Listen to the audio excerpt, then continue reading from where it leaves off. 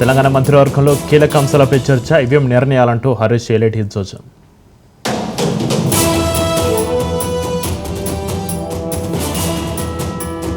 గాంధీభవన్లో TPCC chief Mahesh సమీక్ష, కొందరు ఎమ్మెల్యేల పనితీరు బాలేదని అసంతృప్తి.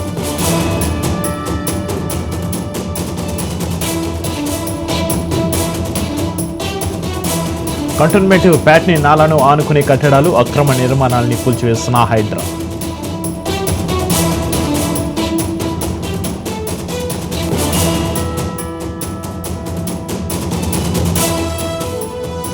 రాజేంద్రనగర్లో జంట హత్యల కలకలం, అనేక కొన్నాలు దర్యాప్తు చేపట్టిన పోలీసులు.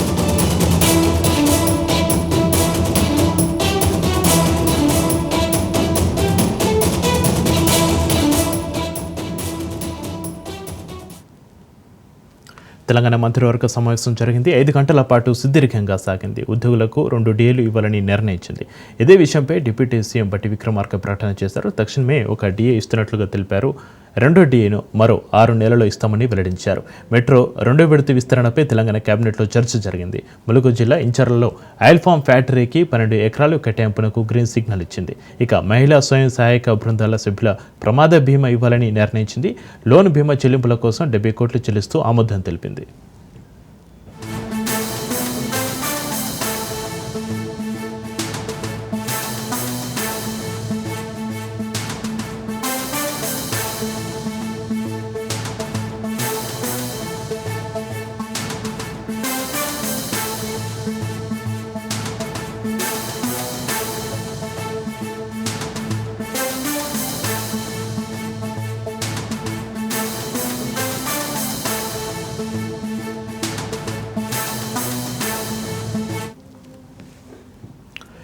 కేబినెట్ నిర్ణయాలపై మాజీ మంత్రి హరీష్ రావు అసహనం వ్యక్తం చేశారు. ప్రభుత్వ ఉద్యోగులను మోసం చేశారంటూ ఆగ్రహం వ్యక్తం చేశారు. ప్రభుత్వ ఉద్యోగుల పట్ల కేబినెట్ నిర్ణయాలు ఎలా ఉన్నాయంటే, పంచపాండవులు ఎంతమంది అంటే మంచం కోలలాగా ముచ్చటగా 2 అని 1,000 చూపించినట్లుగా ఉందని ఎద్దేవా చేశారు. ప్రభుత్వంలో ఉద్యోగులందరికీ పెండింగ్లో ఉన్న 3 DAలను తక్షణమే చెల్లిస్తామని అభయహస్తం మేనిఫెస్టోలో నమ్మబలికిన 5 DA పెండింగ్లో పెట్టారు. ఇదేనా DAలు ప్రకటించడం, బకాయిలు చెల్లించడం అని రేవంత్ రెడ్డిని హరీష్ రావు ప్రశ్నించారు.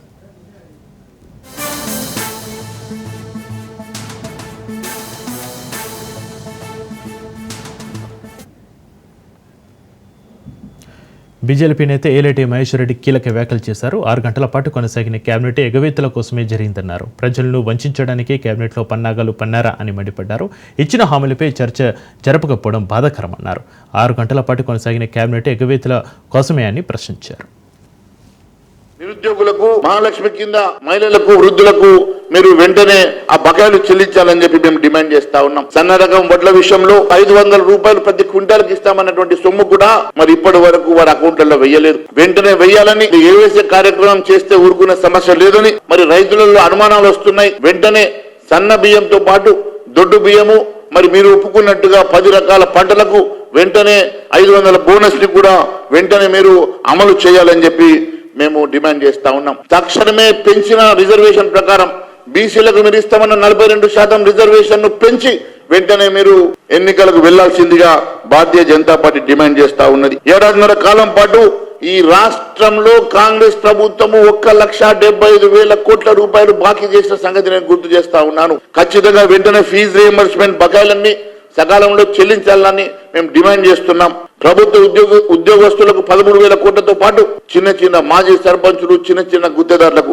కేవలం మాజీ సర్పంచులకు 1,000 కోట్ల రూపాయలు, చిన్న సన్నకారు గుత్తేదారులకు కూడా 1,000 కోట్ల రూపాయలు బకాయి పడినటువంటి ప్రభుత్వం ఎందుకు ఎప్పటి లోపల ఇవన్నీ కూడా చెల్లిస్తుందో మరి దాని మీద కూడా ఒక స్పష్టత మీ క్యాబినెట్ మీటింగ్ లో తీసుకోవాల్సిందిగా మేము డిమాండ్ చేస్తా ఉన్నాం. కేసీఆర్ కుటుంబాన్ని కేసులు పెట్టకుండా, వారి మీద విచారణ చేయకుండా, సిబిఐకి మీరు ఇవ్వకుండా, గతంలో సిబిఐ ఎంక్వైరీ ఇవ్వాలని చెప్పి డిమాండ్ చేసిన కాంగ్రెస్ పార్టీ నాయకులు ఈ రోజు అధికారంలోకి వచ్చిన తర్వాత ఎందుకు సిబిఐ ఎంక్వైరీకి మీరు ముందుకు రావడం లేదో మరి ఖచ్చితంగా చెప్పాలని చెప్పి మేము డిమాండ్ చేస్తా ఉన్నాం. కేసీఆర్ సర్కారు చేసినట్టుగానే అక్రమాలు, అవినీతిలో మాత్రమే రేవంత్ ప్రభుత్వం పోటీ పడుతున్నట్టు కనిపిస్తుంది తప్ప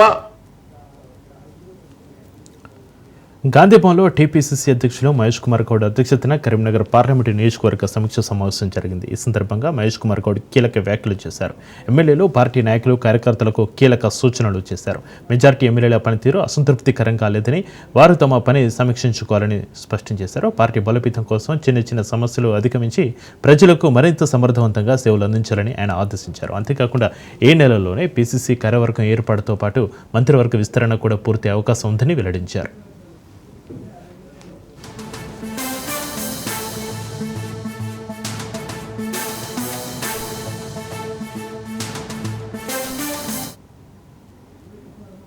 సికింద్రాబాద్ కంటోన్మెంట్ ప్రాంతాన్ని హైడ్రా కమిషనర్ రంగనాథ్ సందర్శించారు. పోర్టు సీఈఓతో మధుకర్ నాయకర్తో కలిసి ప్యాట్నీ నాలను ఆనుకుని ఉన్న కట్టడాలను పరిశీలించారు. ప్యాట్నీ నాలను ఆనుకుని ఉన్న అక్రమాలను తొలగించారు హైడ్రా సిబ్బంది. ఇక జేసీబీలతో అక్రమ నిర్మాణాలను తొలగించారు. వర్షాకాలంలో వరద వెళ్లేందుకు ఉన్న అడ్డంకులను తొలగించారు అధికారులు.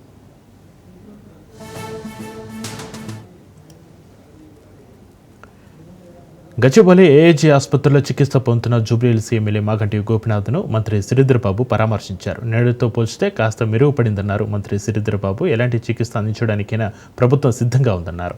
ఎంఆర్ఐ స్కాన్ చేసి పూర్తి వివరాలు అందించాలని వైద్యులకు సూచించినట్లుగా తెలిపారు. మాగంటి గోపినాథ్ త్వరగా కోలుకోవాలని ఆకాంక్షించారు మంత్రి శ్రీధర్బాబు. జూబ్లీహిల్స్ శాసనసభ్యులు మాగంటి గోపినాథ్ ఐసీయూలో చికిత్స పొందుతూ ఉన్నారు. అందరం కూడా డాక్టర్స్తో కూడా మాట్లాడటం జరిగింది. నిన్నటి కంటే ఈరోజు కొద్దిగా మెరుగ్గా ఉందని డాక్టర్స్ తెలియజేయడం జరిగింది. ఐసీయూలోనే వారు ఇంకా రాబోయే 2 రోజుల తర్వాత ఎంఆర్ఐ స్కాన్స్ కానీ ఇతర డయాగ్నోసిస్ చేస్తామని డాక్టర్లు చెప్పడం జరిగింది. మ్యాసివ్ హార్ట్ అటాక్ రావటం వలన వారు హాస్పిటల్లో అడ్మిట్ కావడం జరిగిందని డాక్టర్స్ చెప్పడం జరిగింది. అని అన్ని రీతిలో చికిత్స పూర్తి స్థాయిలో జరగాలి. మరి ప్రభుత్వం తరఫున కూడా ఒకటి మా శాసనసభ్యులు, రెండవది నాకు కూడా చాలా ఓడినా గెలిచినా అందరూ కలిసి పద్మశాలి సమాజ అభివృద్ధి కోసం పనిచేయాలని మాజీ మంత్రి హరీష్ రావు పిలుపునిచ్చారు. పద్మశాలి సమాజం నూతన కార్యవర్గ ప్రమాణ స్వీకార కార్యక్రమంలో ముఖ్య అతిథిగా హాజరయ్యారు. పద్మశాలి సంఘం భవనం త్వరలో పూర్తి చేసుకుందామని, తన వంతు సహాయ సహకారాలు ఎప్పుడూ ఉంటాయని హామీ ఇచ్చారు. పద్మశాలి సంఘంలో అత్యంత పేదలను ఆదుకుంటామన్నారు. త్వరలోనే ఆలయ పనులన్నీ పూర్తి చేసుకుందామని హరీష్ రావు పిలుపునిచ్చారు. సొసైటీలో ఏర్పడిన సమస్యలను పరిష్కరించుకొని పద్మశాలి సంఘం సొసైటీలో మరింత అభివృద్ధి చేద్దామని హరీష్ రావు అన్నారు. మీ ఎలక్షన్ ఎట్లయిందంటే నేను విన్నది మినీ అసెంబ్లీ ఎలక్షన్ లెక్క అయిందని తెలిసింది. సిద్దిపేటలో ఎమ్మెల్యే ఎలక్షన్ అవుతుందా అన్నంత పోటాపోటీగా ఈ పద్మశాలి సమాజం యొక్క ఎన్నికలు జరిగినాయని నేను విన్నాను. అయితే నాది ఒకటే సూచన, ఎన్నికలు అయిపోయేంత వరకే పోటీ. ఎన్నికలు అయిపోయిన తర్వాత మాత్రం సమాజం అంతా ఒక్కటే. దయచేసి వాళ్ళు ఓడిపోయిందని దూరం పెట్టుకోవద్దు, వాళ్ళు గెలిచిందని ఓడిపోయిన వాళ్ళు దూరం ఉండద్దు. అందరం కలిసి మన పద్మశాలి సమాజ ఎదుగుదల కోసం, సమాజాన్ని బలోపేతం చేయడం కోసం అందరూ కలిసికట్టుగా కృషి చేయాలని చెప్పి నేను కోరుతా ఉన్నా. జర ఉంటది బాధ, ఓడిపోతామని బాధ ఉంటది, కానీ గెలిచిన వాళ్ళే ఒక అడుగు ముందుకేసి వాళ్ళ ఇంటి దాకా పోయి వాళ్ళని వీలు కలుపుకోవాలి. వాళ్ళు కూడా ముందుకొచ్చి కలిసి సమాజాన్ని బలోపేతానికి కృషి చేయాలి. ఆ దూరం పెట్టుకుంటే ఏమైతుందంటే మనము సమాజం బలపడదు. ఏదైనా ఒక సంఘం, కులానికి ఒక సంఘం ఏర్పడ్డదంటే ఆ సంఘం కులం యొక్క అభివృద్ధి కోసం, మన కులంలో పేదల కోసం, మన కులంలో ఎవరైనా కష్టాల్లో ఉంటే, ఆపదలో ఉంటే, ఇబ్బందులు వస్తే అందరం కలిసి వారికి అండగా నిలబడడం కోసం మన కులం, సమాజం కృషి చేయాల్సిన బాధ్యత ఉంటుంది. ఇది రాయేశం గారు నిజంగా 7 సార్లు గెలుచుడంటే చాలా సీనియర్ అయిపోయింది, అదృష్టం. బట్ ఏది ఏమైనా నేను కూడా తప్పకుండా మన పద్మశాలి సమాజ అభివృద్ధికి నా శాయశక్తుల సహకారం అందిస్తా. నిజానికి పద్మశాలిలో ఆత్మగౌరవం ఎక్కువ. పేదరికం ఉన్నా కూడా ఆ ఆత్మగౌరవంతో బయటపడరు, లోపలనే బాధపడుతూ పేదరికాన్ని కూడా అనుభవిస్తున్న సందర్భాలు ఉన్నాయి. హైదరాబాద్ హిమాయత్ నగర్లోని టీటీడీ శ్రీ వెంకటేశ్వర స్వామి వారి ఆలయంలో వార్షిక బ్రహ్మోత్సవాలు అత్యంత వైభవంగా సాగుతున్నాయి. బ్రహ్మోత్సవాల్లో ప్రధాన ఘట్టమైన గరుడు వాహన సేవ అత్యంత నేత్రపర్వంగా సాగింది. వాహన సేవకు టీటీడీ పాలక మండలి చైర్మన్ బిఆర్ నాయుడు దంపతులు హాజరయ్యారు. శ్రీవారి ఆలయానికి వచ్చిన చైర్మన్ దంపతులకు ఆలయ అర్చకులు ఏఈఓ రమేష్ పూర్ణకుమంతో స్వాగతం పలికి ప్రత్యేక దర్శన ఏర్పాట్లు చేశారు. దర్శనానంతరం చైర్మన్ దంపతులకు స్వామివారి పట్టు వస్త్రం కప్పి ఆశీర్వచనం చేసి తీర్థ ప్రసాదాలను అందజేశారు. అనంతరం గరుడు వాహన సేవలో చైర్మన్ దంపతులు పాల్గొన్నారు. బ్రహ్మోత్సవాల సందర్భంగా వివిధ కళాకారుల ప్రదర్శనలు భక్తులను విశేషంగా ఆకట్టుకున్నాయి. ఇక రేపు రాత్రి ధ్వజారోహణంతో బ్రహ్మోత్సవాలు ముగియనున్నాయి.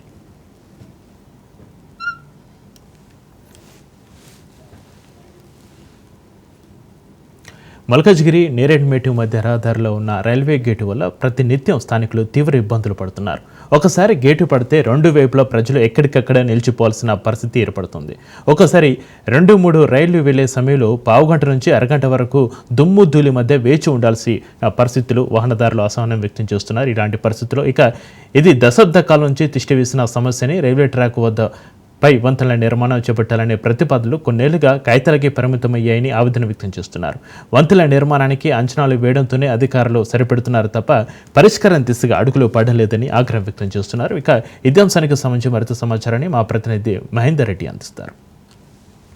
ఇక హైదరాబాద్లో ఇంకా రైల్వే గేట్లతో సతమతమవుతున్నారు ప్రజలంతా కూడా. ప్రస్తుతం నేరేడ్మేట్ నుంచి మల్కాజ్గిరి వెళ్లాల్సినటువంటి ఈ ప్రయాణికులు ఎవరుతున్నారో నిత్యం నరకయాతన అనుభవిస్తున్నారు. ప్రతినిత్యం కూడా కొన్ని వందల వాహనాలు, అంటే ఒక్కసారి రైల్వే ట్రైన్ వస్తే కొన్ని వందల వాహనాలు ఆగిపోవడం, మరీ ముఖ్యంగా ఉద్యోగులు, విద్యార్థులు, ఇంకా అంబులెన్స్ లాంటివి ఏమైనా అత్యవసర సేవలకు మాత్రం తీవ్ర ఆటంకం అయితే ఇక్కడ వాటిల్లిన పరిస్థితి. మరి దీంతో ప్రతినిత్యం మేము నరకం అనుభవిస్తున్నాం. ప్రభుత్వాలు వస్తున్నాయి, మాటలు ఇస్తున్నాయి, కానీ ఎక్కడ అడుగు అయితే పడట్లేదు. దాదాపు 2014లో ఒక శిలాఫలకం కూడా రాష్ట్ర ప్రభుత్వం వేసింది, అయినా కూడా ఇప్పటి వరకు ఒక అడుగు కూడా ముందుకు పడలేదు. దీనికి ఒక శాశ్వత పరిష్కారం చూపాలని ఇప్పటికే అనేక మంది నేతలను సంప్రదించినా కూడా ఎవరు పట్టించుకోవట్లేదు అంటున్నారు. ఇక్కడ దీనిపైన ఏదైతే నరకయాతన అనుభవిస్తున్న ప్రజలైతే మనతో పడినారు. స్థానికులు వాళ్ళని అడిగి తెలుసుకునే ప్రయత్నం చేద్దాం. అసలు దీనివల్ల ఎంత మేర నష్టం వాటిల్తుంది, ఎవరెవరిని వాళ్ళు సంప్రదించారు అని చెప్పనా. ఇంత మేర అంటే దాదాపు హైదరాబాద్లో ఇంకా ఇలాంటి రైల్వే గేట్లు ఉన్నాయా అంటే విశ్వనగరంగా మనం చెప్పుకుంటున్నాం, ఇంకా రైల్వే గేట్లు ఉన్నాయంటే ఆశ్చర్యంగా ఉంది. ఏంటి సమస్య? అసలు ఇది మెయిన్ సమస్య. దీనికి ఇన్ని రోజులు కాకపోవడానికి కారణం బీఆర్ఎస్ గవర్నమెంట్. ఎందుకు అంటున్నానంటే 10 years వాళ్ళు గవర్నమెంట్ లో ఉన్నారు. 10 years లో కూడా ఒక 32.5 crores ప్రాజెక్ట్ ని వాళ్ళు చేయలేని పరిస్థితి. మెయిన్ కారణం వాళ్ళే. 100% నేను రాసిస్తాను. ఎందుకంటే ఒక R&B రోడ్స్ అండ్ బిల్డింగ్స్ దగ్గర నుంచి ఏదైతే వాటా రావాలనో సెంట్రల్ కి, ఆ వాటా రాకుండా ఇన్ని రోజులు ప్రాజెక్ట్ ఆడిందంటే బికాస్ ఆఫ్ ఓన్లీ బీఆర్ఎస్. అది ఫస్ట్ అండి. సెకండ్ వచ్చేసి ఎవరు ఇనిషియేట్ తీసుకోలేకపోతున్నారు. ఇనిషియేట్ తీసుకోలేదు. 2020 నుంచి ఇప్పటి వరకు దీని మీద కొట్లాడింది అంటే only BJP, Bharatiya Janata party, Malkajgiri వాళ్ళే. అది మీరు ఎక్కడైనా చూసుకోవచ్చు. యూట్యూబ్ లో కానీ గూగుల్లో కానీ సెర్చ్ చేస్తే ఎంత ప్రాబ్లం అవుతుంది దీని గురించి, ఎన్ని ప్రోగ్రామ్స్ చేసినాం అందరు కూడా తెలుసు. అది ఎవరైనా గూగుల్లో సెర్చ్ చేయొచ్చు. అసలు ఏంటి సమస్య, ఏంది, ఎందుకు ఆగిపోవాల్సి వచ్చింది? ఇప్పుడు సమస్య ఒకటే, నేను చెప్పినట్టు ఇది బడ్జెట్ ఇక్కడ కూడా శాంక్షన్ కాలేదు. ఉన్న వాళ్ళు ఎవరు కూడా శాంక్షన్ చేయలేని పరిస్థితి.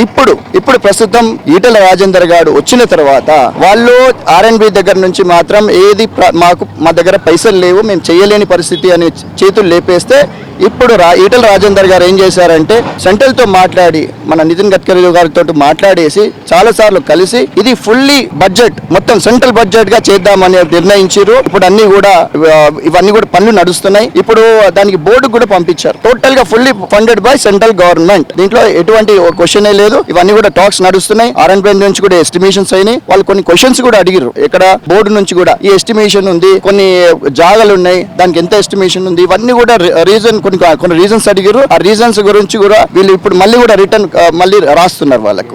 అదండి ప్రస్తుతం అయితే అలా ఉంది. టోటల్లీ మన ఈటల రాజేందర్ గారు వచ్చిన తర్వాతనే దీని మూవ్మెంట్ స్టార్ట్ అయింది. మీరు అన్నారు కదా, ప్రస్తుతం మళ్ళీ స్టేట్ గవర్నమెంట్ వాటా ఇవ్వకపోతే సెంట్రల్ గవర్నమెంట్ ఏం చేస్తుంది?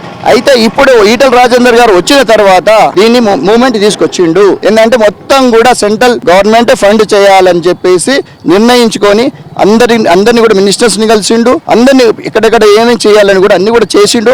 ఇది మూవ్మెంట్ స్టార్ట్ అయిపోయింది. ఇది బోర్డుకు కూడా పంపించేశారు. అది ఇలా అంటే ఇక్కడ ఉన్నట్టు స్థానిక రాజకీయ నాయకులు చెప్తున్న పరిస్థితి కేవలం రాజకీయ దురుద్దేశంతోనే గత ప్రభుత్వాలు దీన్ని పట్టించుకోలేని వాళ్ళు చెప్తున్నారు. కనీసం ఒక అడుగు కూడా పడకపోవడం ఆశ్చర్యాన్ని గుర్తిస్తుంది. మరి ఇక్కడ స్థానికంగా ఉన్నటువంటి కొంతమంది నేతలు, అలాగే ఆ పార్టీల నేతలు, స్థానికులు కూడా ఉన్నారు. అసలు ఈ ROB కానీ ఈ బ్రిడ్జ్ కానీ నిర్మాణం కాకపోవడానికి గల కారణాలు ఏంటి, ఎక్కడ ఆగింది, ఎందుకు దీనికి ఒక శాశ్వత పరిష్కారం దొరకడం లేదని వాళ్ళకి తెలిసే ప్రయత్నం చేద్దాం. ప్రతినిత్యం అంటే ఎంత మేర సమస్యలు ఎదురవుతున్నాయి? మల్కాజ్గిరికి పట్టిన దరిద్రం సార్. ఏం సార్, అందరూ ఊర్లలో రైల్వే గేట్లో రైల్వే లైన్లు కావాలి అని కోరుకుంటుంటారు అందరూ ప్రభుత్వానికి. మా మల్కాజిగిరికి రైల్వే అనేది మాకు వాస్తవం చెప్తున్న అభివృద్ధిని మొత్తం ఏడు కాడికి కుంటుపడేసింది సార్. మల్కాజిగిరిలో అభివృద్ధిని కుంటుపడేసింది అంటే ఈ రైల్వే లైన్స్ సార్. గతంలో ఇక్కడ స్థానికంగా ఎమ్మెల్యే ఉండే గతంలో ఆకుల రాజేందర్ గారి యొక్క ఆధ్వర్యంలో అప్పట్లో సర్వే సత్యనారాయణ ఎంపీ ఉండే, ఆకుల రాజేందర్ గారు ఎమ్మెల్యే ఉండే. అప్పుడు కిరణ్ కుమార్ రెడ్డి గారిని తీసుకొచ్చి భూమి పూజ చేపిస్తున్నాం అంటే వాళ్ళ ఆధిపత్య పోరు ఏం జరిగిందంటే ఆ రోజు వాళ్ళ ఆధిపత్య పోరు వల్ల ఆ రోజు కార్యక్రమం ఆగిపోయిందంటే ఆ దరిద్రం ఇప్పటిదాకా కొనసాగుతూనే ఉంది. 2009లో ఆయన ఉన్నప్పుడు ఆకుల రాజేందర్ గారు స్థానిక ఎమ్మెల్యే. ఇంకో మా బాధ ఏం తెలుసా సార్, మల్కాజిగిరికి స్థానిక ఎమ్మెల్యే లేకపోవడమే ఇక్కడ సమస్యల గురించి ఏ రాజకీయ నాయకుడు పట్టించుకోడు. గతంలో మల్లారెడ్డి గారిని ఇదే భారతీయ జనతా పార్టీ టీడీపీ కలిసి అలయన్స్ లో గెలిపించుకున్నప్పుడు మల్కాజిగిరి సమస్యల గురించి మాట్లాడుతుంటే ఆయన స్వార్థ ప్రయోజనాల గురించి పార్టీ మహారాజు గారు బీఆర్ఎస్ లోకి జరిపోయాడు. దాని తర్వాత మళ్ళీ వచ్చింది ఎవరయ్యా, ఈ రోజు ముఖ్యమంత్రి రేవంత్ రెడ్డి గారు. మల్కాజిగిరికి ఆయన గెలిచిన తర్వాత ఏనాడు ఒక్క రోజు వచ్చినది లేదు. ఈ రోజు కూడా మల్కాజిగిరి ప్రజలు అంబులెన్స్ లేక అంబులెన్స్లు ఈ రోజు చనిపోయే పరిస్థితికి వస్తే అంబులెన్స్ గేట్లు ఉండడం వల్ల ఎంతో మంది ప్రాణాలు కోల్పోతున్నారు. ఏ మాత్రం అభివృద్ధి లేదు సార్. అదే జరిగింది. ఇప్పుడు దాని తర్వాత మళ్ళీ ఎవరు వచ్చారయ్యా, అన్నది కానీ స్థానికంగా ఎవరు లేరు సార్. అందరూ చెప్తున్నా సూట్ కేసులు తీసుకొని మల్కాజిగిరికి వచ్చేసి ఎమ్మెల్యే పదవులు తీసుకొని ఈ రోజు అనుభవించటోళ్ళే సార్. 2009 తర్వాత గతంలో సమైక్య రాష్ట్రంలో ఉన్న ఒక ఆకుల రాజేందర్ తరఫున మీతో అందరూ సూట్ కేసులు తీసుకొని దీని మీద ఆధిపత్యం చేసుకుంటేనే అభివృద్ధి మొత్తం కుంటుపడేసారు సార్. ఇప్పటిదాకా కూడా చెప్తున్నా సార్, మల్కాజిగిరిలో ఏ మాత్రం డెవలప్మెంట్ లేదు. ఒక 100 పడకల హాస్పిటల్ లేదు సార్. దాంట్లో అది ఎప్పట్లో 2009లో కనిపించింది. ఇప్పటిదాకా కూడా వాస్తవానికి కూడా ఆక్సిజన్ లేదు. ఒక గర్భిణీ స్త్రీ పోతే ఆడ వాస్తవానికి గర్భిణీ స్త్రీ పోతే కూడా ఆడ గాంధీ హాస్పిటల్ తీసుకోమంటారు. ఇప్పటికైనా కానీ అధికారులు ఇప్పుడు మొన్న గెలిచిన ఈటల రాజేందర్ గారు ఒక మాట చెప్పడం జరిగింది. గతంలో ఏం జరిగిందో తెలియదు. మల్లారెడ్డి గారు కానీ రేవంత్ రెడ్డి గారు యొక్క మా గౌతమ్ నగర్ లో ఇదే సేమ్ సమస్య అండి. మా ఈస్టర్న్ లో ఇదే రైల్వే ప్రాబ్లం ఉన్నప్పుడు స్థానికంగా ఉన్న అక్కడ మన బీజేపీ నాయకులు బక్క నాగరాజు గారు అని చెప్పేసి కాలనీ వాసులను తీసుకొచ్చి సమస్య గురించి మాట్లాడితే అప్పుడున్న స్థానిక ఎమ్మెల్యే యొక్క నాయకులు వాళ్ళ యొక్క అనుచరులు కొట్టి రక్తాలు తీసిరు. ఆ సమస్య ఢిల్లీ దాకా పోయిందనమాట. భారతీయ జనతా పార్టీ నాయకునికి పలానాలు కొట్టిరంటే ఆ సమస్య అది ఎట్లా తీరిందేమో కానీ ఇమీడియట్లీ పదే తెరేసేసి అది ఒక్క వర్క్ జరిగిందండి. దాని తర్వాత ఇప్పటిదాకా ఒక్కడు కూడా ఆర్యూబీ కానీ ఆర్ఓబీ కానీ ఏ వర్క్ జరగలేదు. ఇప్పటికైనా ఈటల రాజేందర్ గారు మొన్న చెప్పడం జరిగింది, లేదు ఖచ్చితంగా రైల్వే డిపార్ట్మెంట్ తోనే కానీ స్టేట్ గవర్నమెంట్ తో కానీ అందరితో మాట్లాడిపించి ఖచ్చితంగా ఈ రైల్వే దిగ్బంధం ఏదైతుందో మల్కాజిగిరి దిగ్బంధం ఉందో అతి త్వరలో దీన్ని తెంపేస్తాను. ఆర్యూబీనో ఆర్ఓబీనో వేసుకొని బడ్జెట్ మాకేంది సార్ 30 లక్షలు అంటారు, 30 కోట్లు అంటారు, 20 మాకెందుకు సార్? ప్రజల సమస్య గురించి పట్టించుకున్న నాయకుడు మల్కాజిగిరిలో కరువేరు సార్. ఈటల రాజేందర్ గారి మీద నమ్మకం ఒకటి ఉంది. మల్కాజిగిరి ప్రజలు కూడా ఈటల రాజేందర్ గారికి 4 లక్షల మేరటితో గెలిపించుకోరు. ఆయన చిత్తశుద్ధి ఉంది అనుకుంటా. ఖచ్చితంగా మల్కాజిగిరి ప్రజల సమస్య తీర్స్తా అని చెప్పడం జరిగింది. ఇది చెప్తున్న విషయం. అంటే ఎన్నో నేతల వరకు కూడా మేము వెళ్ళాము, పరిష్కారం అయితే దొరకట్లేదు. ప్రస్తుతం ఉన్నటువంటి ఎంపీ పట్టించుకుంటారని ఆశాభావం అయితే వ్యక్తం చేస్తున్నారు. వాహనాలు చూస్తూనే ఉన్నాం. ఇప్పుడు మనం మాట్లాడిన అర్ధగంట సేపట్లోనే దాదాపు 2 రైలు ఆగిపోవడం, 15 నిమిషాలకు ఒకసారి ఇంత మేర ట్రాఫిక్. ఎలాంటి అంటే ఒకరు పూట ఉంటేనే మాకు ఇంత కనిపిస్తుంది. ప్రతినిత్యం మీరు ఇక్కడ ఉంటారు. మేము రెగ్యులర్గా 10 సంవత్సరాల నుంచి మేము ఇక్కడనే తనలాడుతున్నాము. ఒక్క గేట్ పడ్డా అంటే కమ్సే కమ్ ఒక ఈ నుంచి ఒక 2 కిలోమీటర్స్ వరకు బ్లాక్, అక్కడ 3 కిలోమీటర్స్ ఓల్పిఎస్ వరకు బ్లాక్ అయిపోతుంది. చాలా ఇబ్బంది అవుతుంది. 10 years అవుతుంది. ఇక్కడ శిలాఫలకం అట్లనే శిలాఫలకాలకెళ్ళే ఉన్నాయి కానీ ఒక్కళ్ళు వచ్చి పట్టించుకున్న పాపాలు లేవు ఇక్కడైతే. దీనివల్ల మేము ఇక్కడ స్థానికుడిగా ఇక్కడ ఉన్న బస్తీలో మేమేనో ఉంటాం. రెగ్యులర్ గా మాకు పిచ్చి లేస్తుంది ఇక్కడ ఈ ట్రాఫిక్ తో. ఆర్యూబో ఆర్ఓబో ఏదో ఒకటి అయితే మాకు చాలా ఎంత జల్దీనైతే అంత జల్దీన తీరాలని కోరుకుంటున్నానండి. ఇక్కడ స్థానికులు చెప్తున్న విషయం మనం ప్రత్యక్షంగా చూస్తూనే ఉన్నాం. ఇక్కడ ఉన్నటువంటి ట్రాఫిక్ అంతరాయం ఏ రకంగా కలుగుతున్నది. ఒక్కసారి రైల్వే అంటే ఇక్కడ దాదాపు ఇదంతా గూడ్స్ రైలు సనత్నగర్ ప్రాంతంగా ఇక్కడ ఇది స్పెషల్ గా గూడ్స్ కోసం ఏర్పాటు చేసింది. అంటే ప్రతినిత్యం ఇక్కడ కొన్ని 10ల సంఖ్యలో రైళ్లు వెళ్తుంటాయని చెప్తుంటారు. అలాగే ప్రతి 15 నిమిషాలకు రైలు వెళ్తుంది అన్నట్టు కూడా చెప్తున్నారు. మరి అలాంటి సమయంలో ఉదయం పూట అయితే ఇంకా నరకయాతన. అంటే వైపు విద్యార్థులు స్కూళ్లకు వెళ్లే సమయంలో కావచ్చు, అలాగే ఉపాధ్యాయులు దాదాపు ఉద్యోగులు ఆఫీసులకు వెళ్లే సమయంలో కావచ్చు, కొంత మేర అంటే కొంతమంది ఉద్యోగులు చెప్తున్న విషయం ఏంటి, కొన్ని ఈ ఆలస్యం వల్ల ఈ రైల్వే ట్రాక్ ఆలస్యం వల్ల ఉద్యోగాలు కూడా కోల్పోయామని కూడా చాలా మంది చెప్తున్న విషయం. సో దాదాపు చేరాల్సిన సమయానికి గంటల సమయం పడుతుంది. దీనివల్ల అనేక రకాలుగా ఇబ్బంది పడుతున్నాం అన్నట్టుగా స్థానికులు అయితే ఆవేదన వ్యక్తం చేస్తున్నారు. మరి ఆందోళన కూడా వ్యక్తం చేస్తున్న పరిస్థితి కనిపిస్తుంది. కొంతమంది ఉన్నారు ఇక్కడ విద్యార్థులు ఉద్యోగులు అందరూ కూడా మాట్లాడడానికి చాలా ఇష్టంగా చూస్తున్నారు. అంటే దీనివల్లనైనా పరిష్కారం దొరుకుతుంది అన్నట్టుగా స్థానికంగా ఇక్కడ కానీ ఇప్పటి వరకు ఇక్కడ ఒక పరిష్కారం చూడలేదు, కనీసం ఇక్కడ కన్నెత్తి కూడా చూడట్లేదు అన్నట్టుగా కూడా ఇక్కడ స్థానికులు ఆరోపిస్తున్నారు. చెప్పండి ఏంటి ఇక్కడ ఉన్నటువంటి సమస్యలు ప్రధానంగా మాట్లాడుతుంది. సమస్య అంటే ఏముందన్న, ఇది మాకు మల్కాజిగిరికి అంటే చిన్నప్పటి నుంచి చూస్తున్నాం. ఇది ఎవర్ గ్రీన్ సమస్యగా, అంటే ఇంకా ఇది కాదేమోలే అన్న స్థాయికి మా మైండ్ సెట్స్ అన్ని సెట్ అయిపోయినాయి. ఇక్కడ హాఫ్ అన్ అవర్కో ట్రైన్ వస్తుంది అన్న, హాఫ్ అన్ అవర్కో ట్రైన్ 15 నిమిషాలు గేట్ పడుతుంది. 15 నిమిషాలు క్లియర్ అయ్యేలోపు మళ్ళీ గేట్ పడుతూ ఉంటుంది. ఇక్కడ చూసుకుంటే మనకి ఈసీలో చాలా కాలేజెస్ ఉన్నాయి. అక్కడ కాలేజెస్కి వెళ్ళేటప్పుడు మార్నింగ్ కూడా సేమ్ అదే ఇబ్బంది పడాల్సి వస్తుంది. ఆఫీసెస్కి వెళ్ళే వాళ్ళు కూడా అంటే ఈ ఒక్క రైల్వే గేట్ వల్ల అంటే ముందుకెళ్తే ఇప్పుడు మనం వేరే ఆల్టర్నేట్ రూట్స్ కూడా లేవు దీనికి. ముందుకెళ్తే మనకి ఇంకో రైల్వే గేట్ ఉంటుంది, అక్కడ గేట్ పడిపోతుంది, ఇక్కడ గేట్ పడిపోతుంది. ఇక్కడ వెళ్ళడానికి అసలు ఎక్కడి నుంచి స్పేసే లేదు. అండ్ ఇప్పుడు మా అన్న వాళ్ళు చెప్పినట్టు ఇక్కడ అయినా ఒక పెద్ద హాస్పిటల్ ఏది లేదు. సరే మనం ఎర్లీగా రీచ్ అవుదాం, కొంచెం సిటీకి వెళ్దాం అని అనుకున్నా కూడా ఇది ఒకటే మెయిన్ రోడ్ మనకి. అంబులెన్స్ వస్తే మాత్రం ఇంకా ప్రాణాలు ఇక్కడనే పోవాలా మనుషులవి.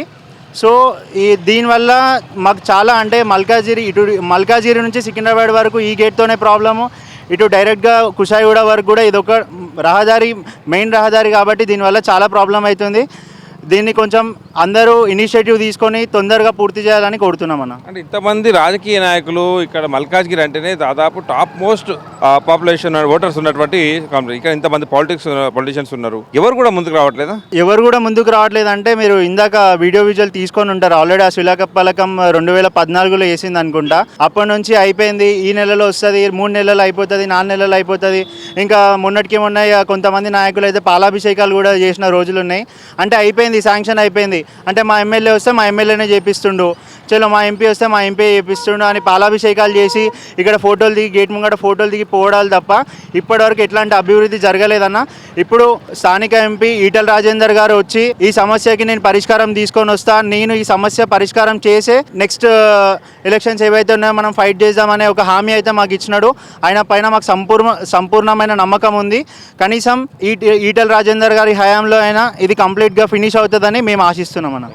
ఇది ఇక్కడ ఉన్నటువంటి స్థానిక ఉద్యోగులు కావచ్చు, రాజకీయ నాయకులు కావచ్చు, మొత్తంగా ఈ ప్రాంతం గుండా వెళ్ళేటువంటి ప్రయాణికులు కావచ్చు, వాళ్ళందరూ కూడా ఒకటే ఆశ పెట్టుకున్నారు. ఈటల రాజేందర్ స్థానిక ఎంపీ ఎవరుతున్నారో ఆయన వచ్చిన తర్వాత దీనికి ఒక పరిష్కారం చూపిస్తాను అంటూ హామీ ఇచ్చారు. ఆయన మీదే మా హోప్స్ ఉన్నాయని చెప్తున్నారు. గతంలో ఇక్కడ ఉన్నటువంటి మాజీ ఎంపీ అంటే రేవంత్ రెడ్డి కూడా ముఖ్యమంత్రిగా ఇప్పుడు ప్రస్తుతం ఉన్నారు. ఆయన దృష్టిలో ఈ సమస్య ఉన్నప్పటికీ ముఖ్యమంత్రిగా ఆయన ఉన్నాడు. ఇది తలుచుకుంటే చిన్న విషయమే, చిన్న బడ్జెటే, దీన్ని చేయగలనుకుంటే తను చేయగలుగుతారు. కానీ దీన్ని ఎందుకో మల్కాజ్గిరి అంటేనే తనకు ఇష్టం అన్నట్టుగా ఇక్కడ ప్రజలైతే వాపోతున్న పరిస్థితి. ఇది ఓవరాల్గా నేరెడ్మెట్ నుంచి మల్కాజ్గిరి వెళ్లే ప్రాంతంలో రైల్వే ట్రాక్ వద్ద ఉన్నటువంటి పెను సమస్య అనుకోవచ్చు. కెమెరా శ్రవంతో మహేందర్ రెడ్డి, నేరెడ్మెట్, హైదరాబాద్. యువతిని హతమార్చి ట్రావెల్స్ బ్యాగ్లో కుక్కి పడేసిన ఘటన కుత్బులాపూర్లో చోటు చేసుకుంది. ఈ కేసును పోలీసులు 24 గంటల్లో ఛేదించారు. సీసీ కెమెరాల ఆధారంగా బ్యాగ్ ఎవరు ఎక్కడ కొనుగోలు చేశారన్న దానిపై విస్తృత దర్యాప్తు చేపట్టారు. బ్యాగు కొత్తది కావడంతో ఈ మధ్య కాలంలో ఎవరు కొనుగోలు చేశారనే అంశంపై దర్యాప్తు చేపట్టారు. మృతురాలు తారా బెహ్రాని విజయ్ తోఫా తీసుకొచ్చాడు. ఆమెకు ఇంతకు మునిపే 2 పిల్లలు ఉన్నారు. ఆయన పెళ్లి చేసుకుంటానని నమ్మించి తీసుకొచ్చాడు. అయితే ఇంతలో ఆమె గర్భం దాల్చింది. బిడ్డను కని నేపాల్ తీసుకెళ్లాలన్న విజయ్ అభ్యర్థనను తారా తిరస్కరించింది. ఈ విషయంలోనే ఇద్దరి మధ్య వాగ్వాదం చోటు చేసుకుంది. ఇంతలోనే గొడవ తారాస్థాయికి చేరడంతో తారను హతమార్చాడు విజయ్. మెడకు చున్ని బిగించి ఉరివేసి హత్య చేశాడు. అనంతరం తార మృతదేహాన్ని ట్రావెల్ బ్యాగ్లో కుక్కి అటవీ ప్రాంతంలో పడేసి వెళ్ళిపోయాడు.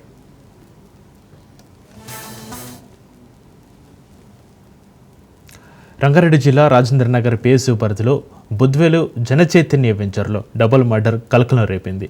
అబ్రిడ్జ్ రెసిడెన్సీ అపార్ట్మెంట్ 5వ అంతస్తులో ఉన్న షేక్ అబ్దుల్లా రిజ్వానా దంపతులను దుండగులు హతమార్చారు. కత్తులతో దాడి చేసి హతమార్చారు. రక్తం అడుగులో పడి ఉన్న మృతదేహాలను పోస్టుమార్టం నిమిత్తం ఆసుపత్రికి తరలించారు. ఆధారాలు సేకరించి దర్యాప్తు చేపట్టారు పోలీసులు.